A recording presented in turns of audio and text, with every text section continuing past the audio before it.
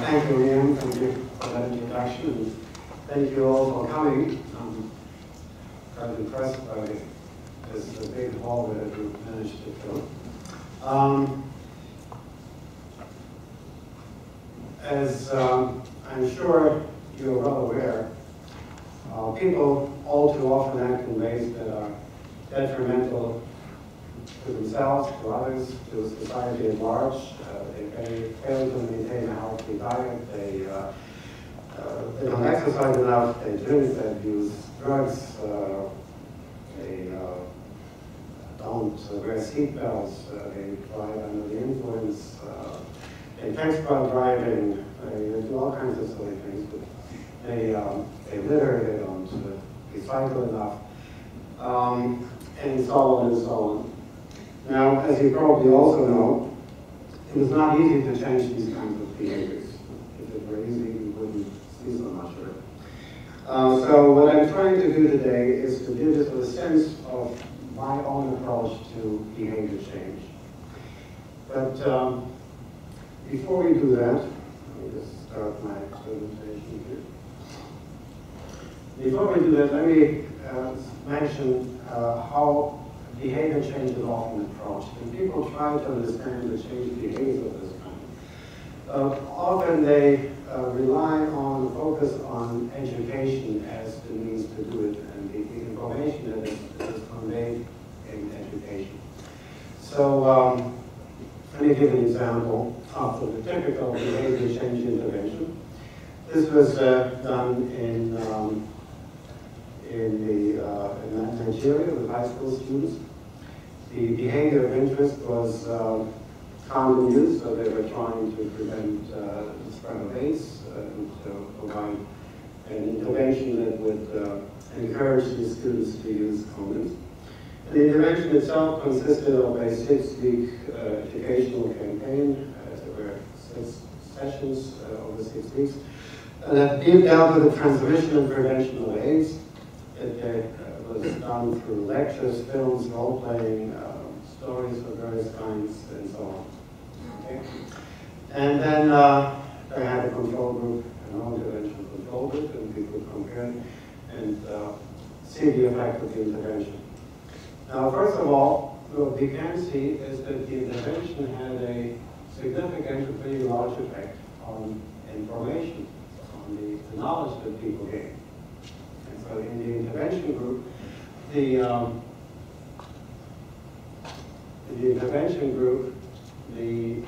can see that in comparison to the pre-test, there was a big increase in knowledge on the post-test.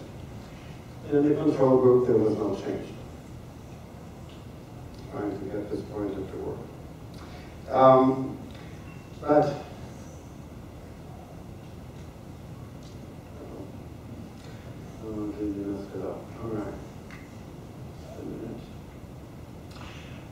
Okay.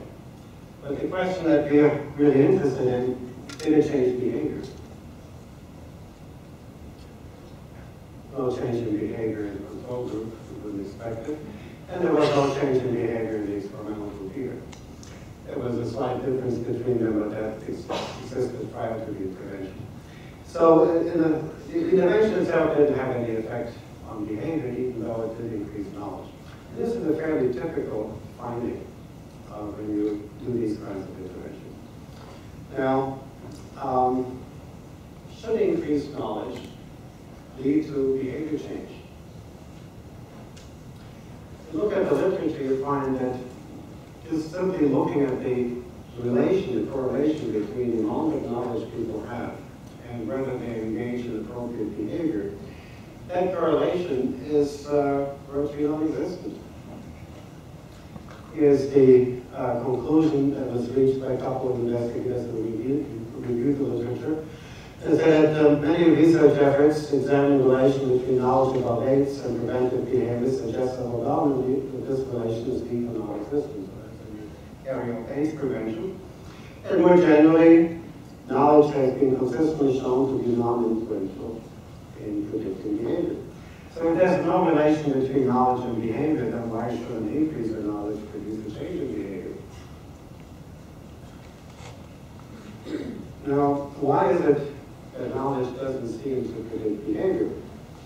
Well, there are a number of reasons, and I don't have the time to go into all of this, but one thing that immediately stands out is that many of the items of knowledge that we try to convey and that we test for after an intervention like this, many of these items of knowledge don't have any obvious relation, any obvious relevance to the behavior that we're interested in. Take, for example, this particular item. This is on a test of knowledge about AIDS. So AIDS is not spread by mosquitoes. So let's assume that we have a program that teaches people that in fact AIDS is not spread by mosquitoes. They don't have that piece of information. What does it imply about using condoms? I mean, what does knowing that it's not spread by mosquitoes tell me anything about whether I should or shouldn't use condoms? Or if you have environmental knowledge, if the polar ice caps melted completely, sea levels would rise approximately 4 to 5 inches. All right, I can teach you that piece of information, but what does it mean? Should you buy an electric car? What should you do? What are the behavioral implications of this knowledge?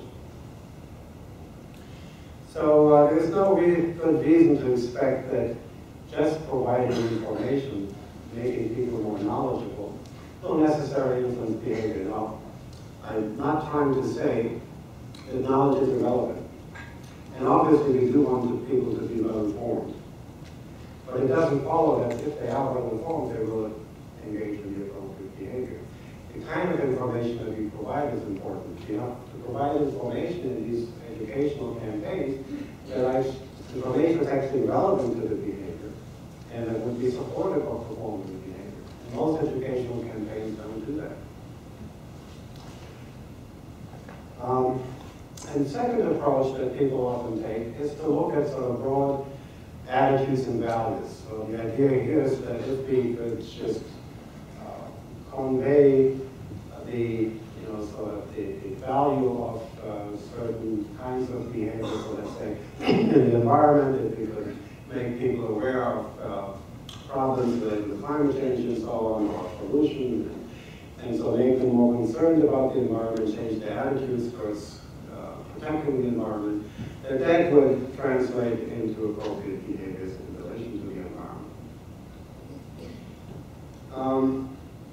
That assumption, too, turns out to be misplaced. Because we've known for some time now, for at least 30 or 40 years now, that general attitudes are relatively poor predictors of behavior. They do predict behavior to some extent, but they're not very good predictors of behavior. Here's the data from a recent study that we did. We measured environmental attitudes, and then we looked at energy saving, energy conservation as a behavior. We had a measure of the extent to which people report conserving energy. We assessed their attitudes towards the environment, and then we correlated. The correlation was 0.33, which is sort of the kind of correlation you often get between general attitudes, values, and specific behaviors. Now, what would be the alternative? Again, what I think we need is to think about what it is specifically that is relevant to the behavior. And if you're thinking about attitudes, then there are certain kinds of attitudes that are more relevant than these broad kinds of attitudes. And so in this study, we assessed people's attitudes towards conserving energy. And you can see that the correlation here is much better.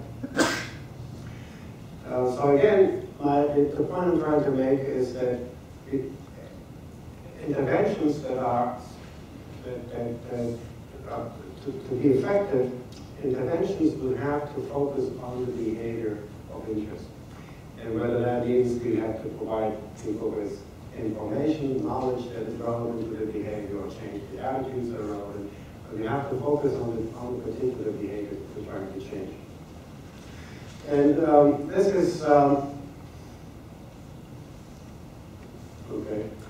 this is sort of the principle that has guided my own work and has led me to the development of the model that I'll describe in a minute, which sort of describes the factors that influence behavior and how we can change behavior. But before I do that, let me show you one example of how important it is to identify the particular behavior that we're interested in. Okay? In this study, this was done with, let's see if I have the description now. It was done with patients who came to a Veterans Administration hospital in the United States. They were, so these were soldiers, former soldiers, veterans, and they came with various kinds of health complaints to the hospital. And many of them were identified as being alcoholics. Their health issues were secondary to alcohol use. So they were informed that the hospital had established a new alcohol treatment unit. And they were encouraged to sign up for it. It was a 6-week program where they would be hospitalized and go through detox and all kinds of treatment, therapy, and so on. And so they were told about this alcohol treatment unit, and they were asked to sign up for it.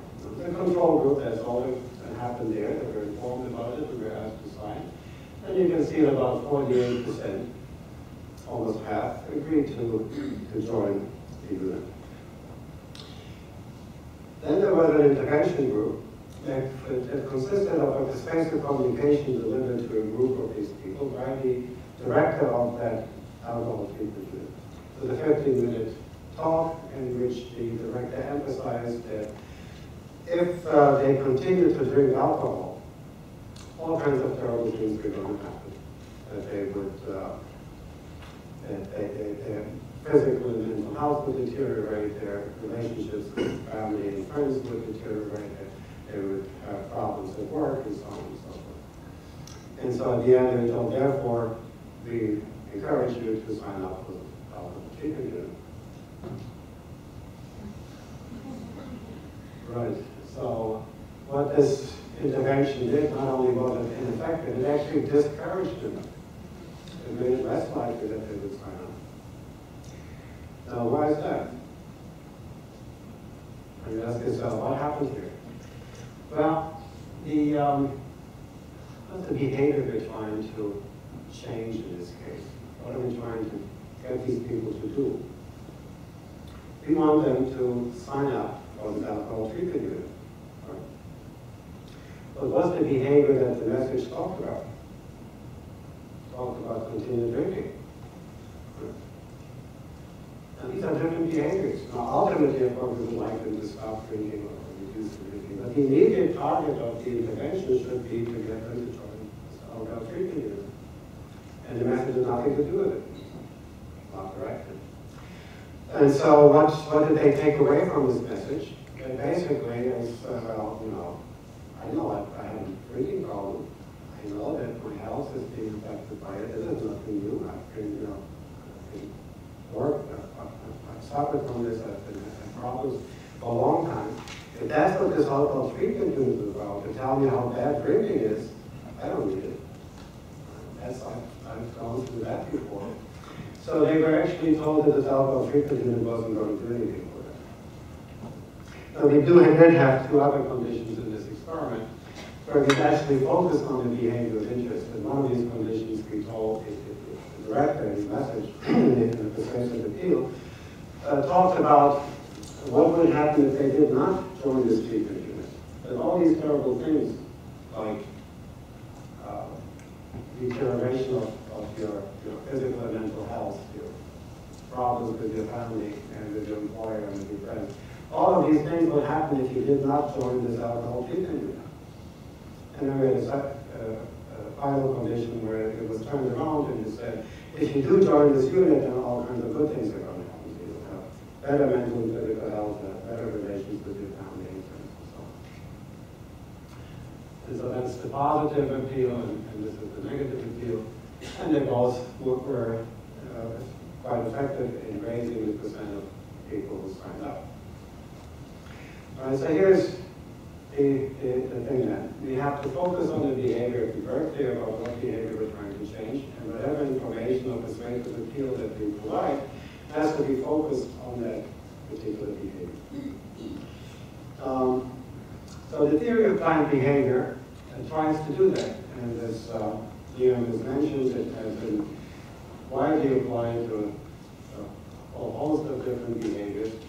There's a fair degree of success, both in terms of trying to predict these behaviors, trying to understand what motivates behavior of this kind, as well as in attempts to change behavior, to design interventions. Now, what is the theory all about? Well, now, before I tell you, I still have one other thing to mention, to show you. How valuable is it to have a theoretical framework? I mean, say, all right, we can focus on the behavior and we can figure it out ourselves.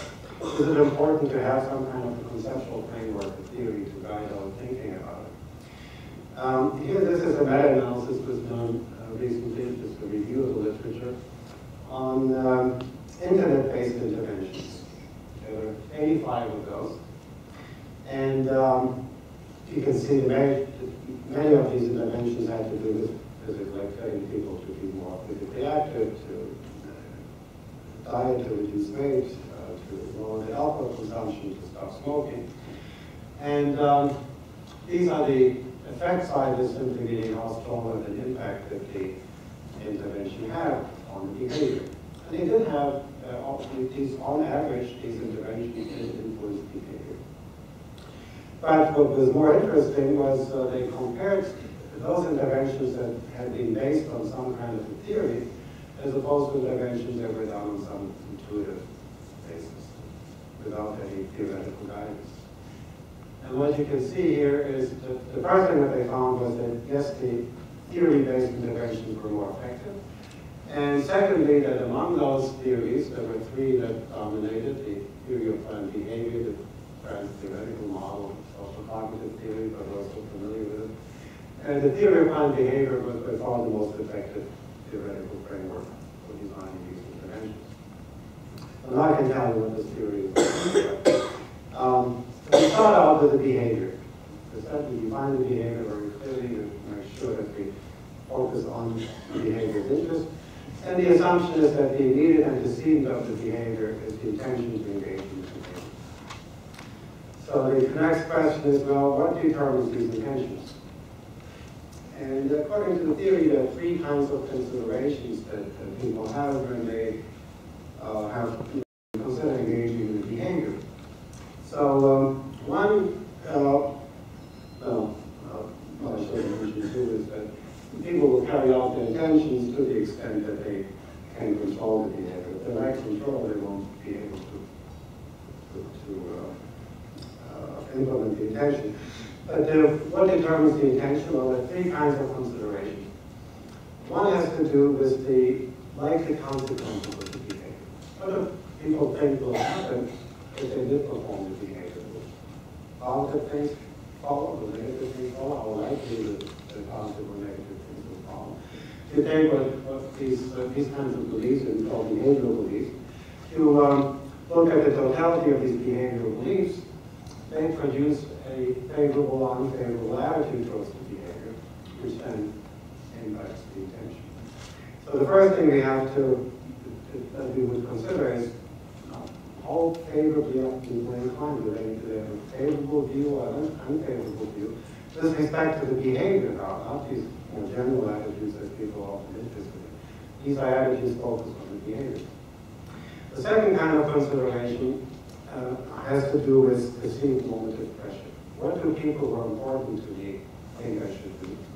And what do they themselves do? And so we consider all these normative beliefs in their totality that produce what we call subjective norm, or perceived social pressure. And that also influences the intention. And then finally, there are issues of control, skills, the means you need to perform the behavior, whether it's time, money, cooperation from other people, obstacles that you may encounter. So people have beliefs about all these kinds of things, control beliefs, that when taken together, produce a sense of high or low perceived control, the extent to which you think you're capable of doing it. And so you have perceived behavioral control, or what Bandura calls efficacy, and that's the third factor feeding into the intention. For those of you working with the models, in many cases we don't really have a good measure of actual behavioral control, so you can use perceived behavioral control as a proxy for actual control, under the assumption that actual control does influence perceived control. In other words, that people are reasonably accurate in their perceptions of whether they do or don't have control. There are other aspects of the model we don't need to get into, but I'll mention one thing, that if we're dealing with behavior that is repeated, not a one-time behavior, but is repeated, like exercising, say, or dieting, then when we first start that behavior, we form the intention to it, engage in behavior, performance of the behavior will lead to certain consequences, which then will feed back into the beliefs that people also have feedback loops. I should also mention one other thing, which is sometimes not understood about this model. All of this is subjective. We're not assuming that people are, in any sense, objectively evaluating consequences and so on. This is not a small assumption that people are rational as they plan their behavior. Rather, we assume that people get somehow whatever information they have, they form their beliefs. The information may be wrong, it may be misleading, the beliefs may be based on visual thinking. There could be all kinds of biases that lead to formation of certain kinds of beliefs. But once the beliefs are formed, then that produces the attitudes, intentions, and so on. So there's some measure of consistency in here, but no assumption of rationality. So the model comes with a set of procedures, methods to assess these variables and to test to see if the model actually holds up. Let me give you one or two examples. This is drinking alcohol. In the study we did with college students, we first developed a measure of drinking, what we had in mind. So we asked a number of questions about their drinking behavior. How often do you drink alcohol? How many drinks on an occasion? How would you describe yourself? How heavy a drinker are you? How many occasions have you had more drinks in the past 30 days? And we combined these four questions into an overall measure of drinking behavior. And then we assessed the constructs in the theory of planned behavior. We had 6 items for each of the constructs: attitudes, affective, normal, perceived, control, and intention. And the shown is sample items for each of them. So, for the attitude, for me to drink alcohol this semester with people of non-present, people who are close to me approve of my drinking alcohol this semester, that's to measure subjective norms. Perceived control, for me to drink alcohol is completely impossible, definitely possible. And intention, I'm planning to drink alcohol this semester, definitely not. Measured on 5-point scales. And the results, the first thing we find in our analysis is that all 3 factors have a significant influence on intentions to drink. So the more positive the attitude, the more intent to drink, the more social pressure there is to drinking, on intent to drink quite a bit of that, the more you intend to drink. And the easier you think it is to engage in this behavior, the more control you think you have, which you can see it has a fairly strong effect, and that is because many of our subjects are underage in the United States, just 21. And so there's the question whether they can get hold of alcohol. And so to the extent that they think they can, they intend to drink. The multiples, well, actually account for 86% of the variance in intentions using these 3 predictors. And then for the prediction of behavior, we can account for 58% of the variance in reported drinking behavior. So, the model works pretty well in this domain. And just one other example. This is energy conservation, and we obtained similar kinds of, I showed you before, because I didn't, but I did mention before that we were we did a study on energy conservation. So in this case, we asked them questions about their energy conservation behavior, and then we measured attitudes, norms, control, and intentions. And again, we count for 69% of the variance in intentions and for 41% of the variance in behavior. So generally speaking, these kinds, what these studies do is they show, and there are quite many of them that show similar results. They give you sort of a picture of what seems to be the factors that influence and motivate the behavior of interest. Now, in these studies, we did not go to the level of the beliefs. We can, and we often do, assess the beliefs that underlie the attitudes, affective norms, and perceived control, and then you get more specific information about what guides people's behavior. Okay, let's turn to change then. What do you do with a model like this if you want to influence people's behavior? Well, generally speaking, you can look at changes occurring in this series of steps or stages. This is the trans-theoretical model, which is transparent semantic, which has a series of steps from pre-contemplation, where people haven't even thought about the behavior, to contemplation, where they start to think about it, and make preparations, and then they start to perform the behavior, and then there's a question of maintaining that behavior over time. It is a repeated kind of behavior. Now, that's fine as a heuristic framework, but we really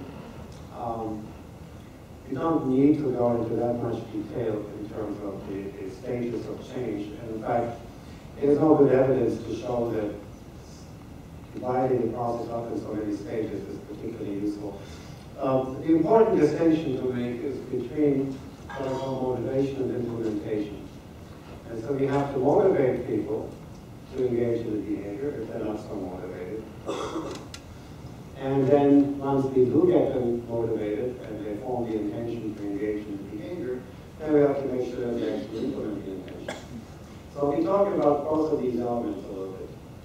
But getting people motivated, but also, and maybe in some ways more difficult, is to make sure that once we have them motivated, that they actually carry out the behavior. So the way we go about to approach this is the first step, we elicit people's beliefs about the behavior of interest. So we ask questions like this. What are the advantages or disadvantages of performing the behavior? What do you like about it? What do you dislike about it? Okay. We just give people a few minutes to list their thoughts. Now, the reason we do that is because we assume, and we have evidence, that it's these dominant thoughts, the thoughts that come immediately to mind, that are readily accessible, these thoughts that are the prevailing determinants of the attitude. You have a positive or negative attitude because you come up with, when you think about the behavior, certain things come to mind. Okay. We ask about normative reference. Who are the groups of people who approve or disapprove of your performing the behavior? Who are the people who themselves perform and don't perform that behavior? And then to get to the control factors, we ask things about factors. What are the factors that make performance of the behavior easier or more difficult for you? And again, we get them to list the thoughts that come to mind. We then use that information in a content analysis, a qualitative analysis, where we analyze the responses we get, and we put together a list of the most frequently mentioned, the most readily accessible beliefs in the population. Now, if all we want to do is understand the basic underlying considerations that guide people's intentions, that's where we get that kind of information. This is where we identify the beliefs. But as far as changing behavior, we would have to change some of these beliefs. It's one strategy. Or we could introduce new beliefs, beliefs that people things people haven't thought about. Consequences of behavior they hadn't considered, or normative influences they hadn't taken into account, or certain control issues that they were not aware of. So interventions can do at least one of two things, either change existing beliefs or introduce new beliefs. So we do a survey of the kind I described before. We measure all the different aspects of the theory, we then analyze it and see that the model really works, and then we go to try to implement it. And so let me talk about this issue of what happens once we have motivated people, yet we often find that they don't carry out what they say they intend to do.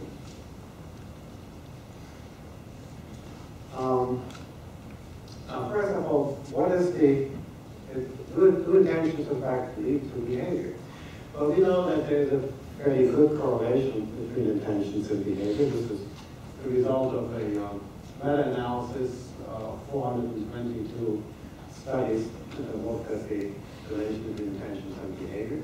And the average correlation is a 0.53.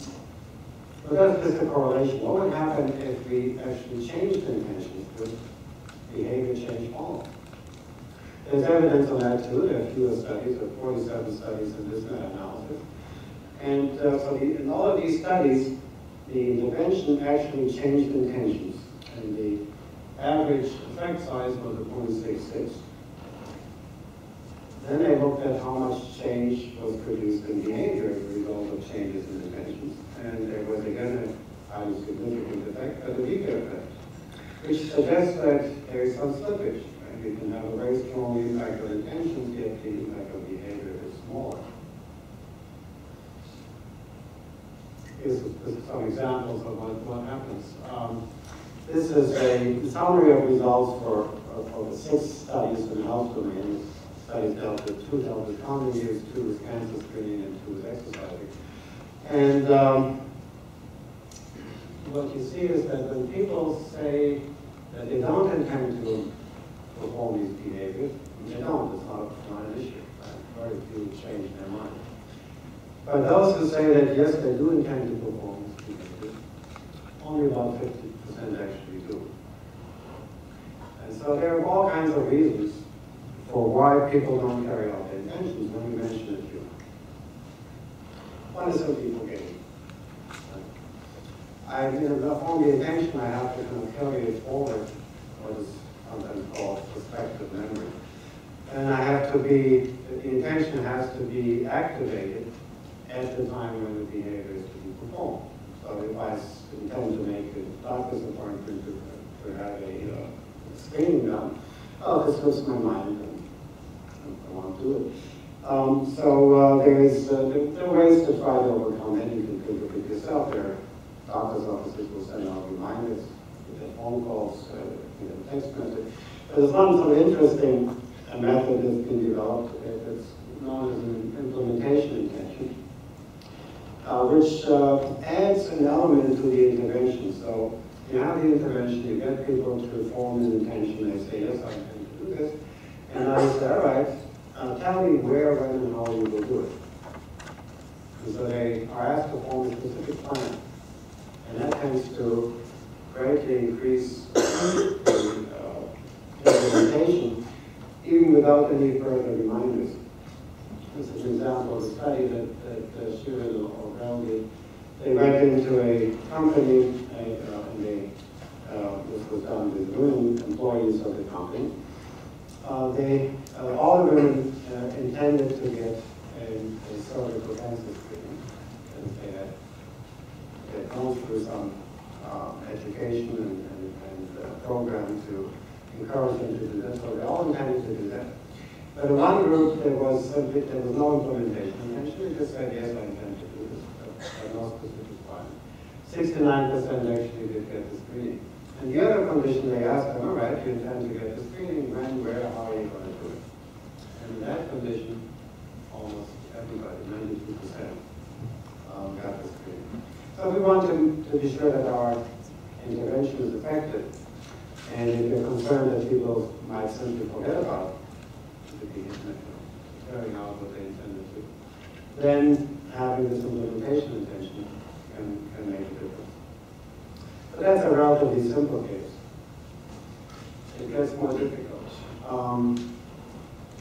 Another thing, you remember, for intentions to influence behavior, people have to have some measure of control over the behavior. In this study, they looked at intentions not to eat junk food, not to eat pizza, chocolate, cookies, French fries, chips. The behavior was assessed 15 days later, and how often have you eaten these 5 foods. And in the study, they also assessed and measured perceived control, not the way I would measure it, but it comes close. How successful are you in losing weight, watching your weight, and staying in shape? And here are the results. So the participants were divided into those who indicated they didn't have very good control, and those who said they had good control over these kinds of behaviors.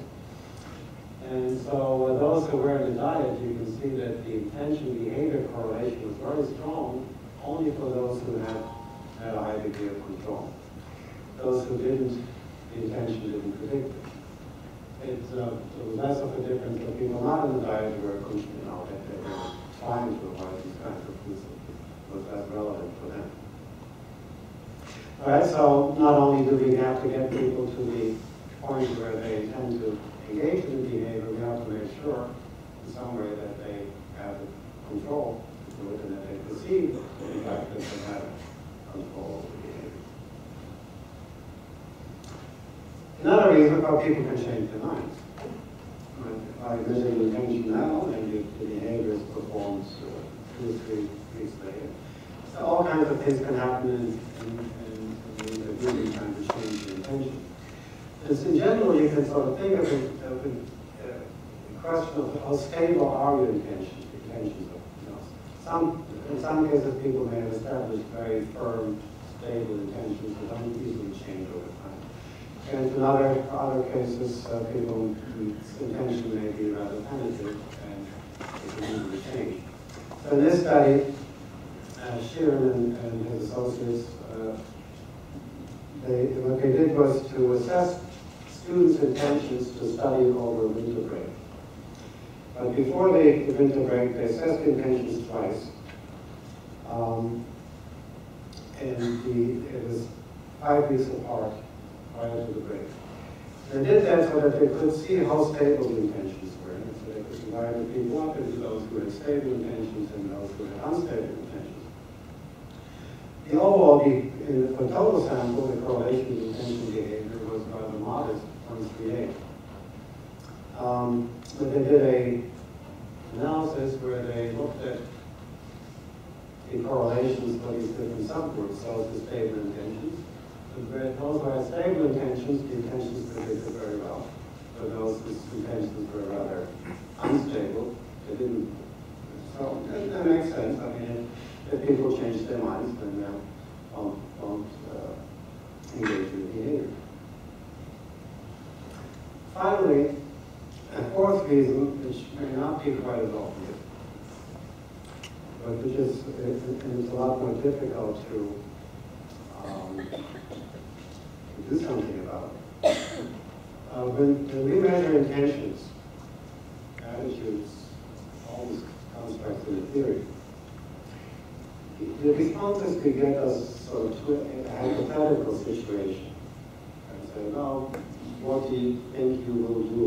What do you think that this is something positive or negative? They're not actually doing anything yet. And so, what I said before was that what determines your current attitude, intention, are the beliefs that are readily accessible as you think about the behavior.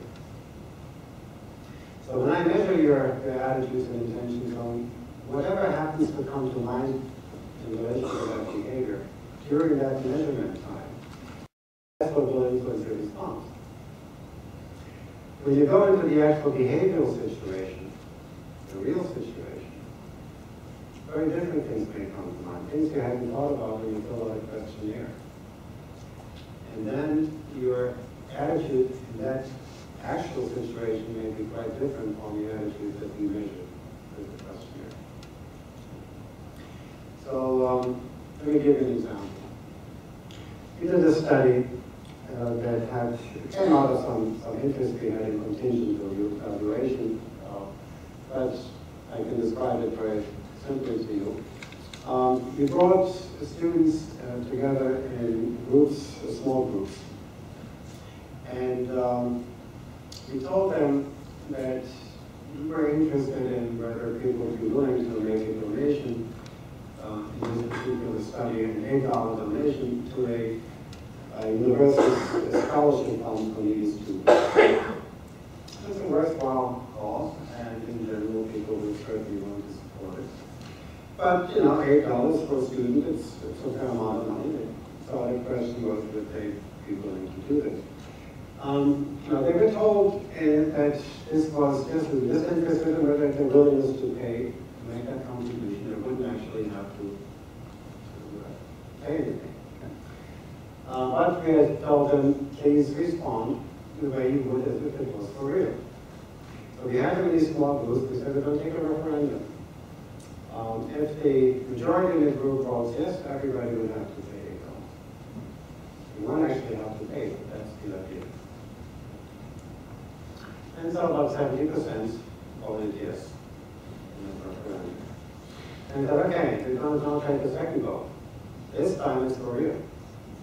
The majority was yes, everybody in this group will have to pay $8 into the scholarship fund. So now we don't get a majority. Right? Now people start to rethink it.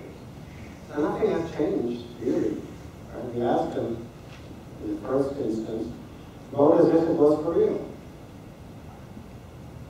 But we did some further exploration. We measured attitudes and norms and all kinds of things. And what we saw was that, in fact, the attitudes changed. The attitudes that people held in a hypothetical situation were different from the attitudes in the more favorable than the attitudes in the real situation. And norms were different. And so intentions were different. What can we do about it? Well, one way you can try to close this or narrow this gap between intention and behavior is caused because of this hypothetical versus real context. One way is to try to make a hypothetical context more realistic. Now, we tried to do that in a number of ways. It's very difficult to do, it turns out. So I won't lead you through all the blind alleys. But there's one method that actually did work. It's what we call the corrective entreaty. It was a fairly lengthy kind of protocol that the participants were asked to read before voting in this hypothetical context.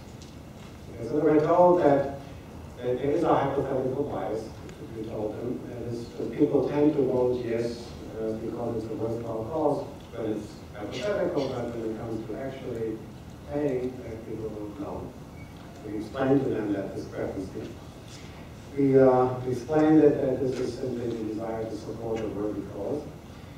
We asked them to think whether they actually would spend their money this way, in real vote, to consider other options, to spend the money on such things as groceries or movies or charity. And then we again emphasized they should vote as if it was for real. And now, so here we have again the symbolic vote. This is now in the hypothetical context after we went through all this explanation. Only 28% voted yes, and in the actual situation, 29 voted yes, but there was no difference anymore. So we were successful in this case through a fairly elaborate procedure to get people to think more realistically about what they would do in this case. What are the implications? Now, when we elicit beliefs, we want to know why people perform the behavior, don't perform the behavior. What kinds of beliefs we should target in an intervention. In that belief elicitation, in the measurement of attitudes and so on, we have to try to prepare the context such that people respond to our questions as they would in real situation. As I said, it's not easy, and we have to strive to do that. All right. Given all these difficulties I enumerated, you might think that interventions are extremely difficult and hard to change behavior. Well, not that difficult. I'll just very quickly run through a few examples where the theory of planned behavior has been used to design an intervention and look at the effectiveness of the intervention. This was done with 10th graders in health classes for boys who were told about testicular self-examinations, and the intervention consisted of a persuasive communication. There were 3 conditions: a theory-based intervention based on the theory of planned behavior, which was designed to strengthen and make more favorable attitudes, subjective norms, and control with respect to TSC. And then there was a second condition that discussed in general cancer information. That's sort of the typical kind of intervention, some kind of information, although this one was focused pretty much on testicular cancer. And then the usual kind of health information pamphlet that is distributed in school. And so this is the percent of boys who reported, I think it was 4 weeks later, 4 weeks later, whether or not they had performed this test. In the health control condition, it was only 6%, 23% in the cancer information, and 42% in the theory-based intervention. Seeking treatment for alcohol abuse, a recent study on people who had been identified as having alcohol use disorder. The intervention consisted of a telephone session, lasted 40 to 45 minutes, in which they tried to change people's beliefs about entering an alcohol treatment program. The control group simply read over the telephone pamphlet that was prepared about alcohol abuse, that was prepared by the National Institute of Alcohol Abuse. So they assessed behavioral normative and control beliefs as well detentions prior and after the intervention, and they had a follow-up 3 months later to see whether people had entered the program or not. And so here the outcomes, what happened in this intervention is the control beliefs changed. People had a sense that they could actually take control of the drinking if they entered the program. The intentions became much more favorable, and the percent of people that actually signed up for the program went from 12% to 31%. Quite a sizable increase, so very quite effective intervention. The interesting thing here is, if you look at that, is that you also can find out where the intervention, where it had its impact and where it didn't. There were no significant changes in attitudes and norms. So maybe the intervention could be made even more effective if we could have a better, appeal in terms of the behavioral normative beliefs. So the data that we get out of a study like this help us not only to see whether the intervention is effective or not, but also why it may not be as effective as it otherwise could be. This is one about taking a bus to campus. It was done in a university town in Germany.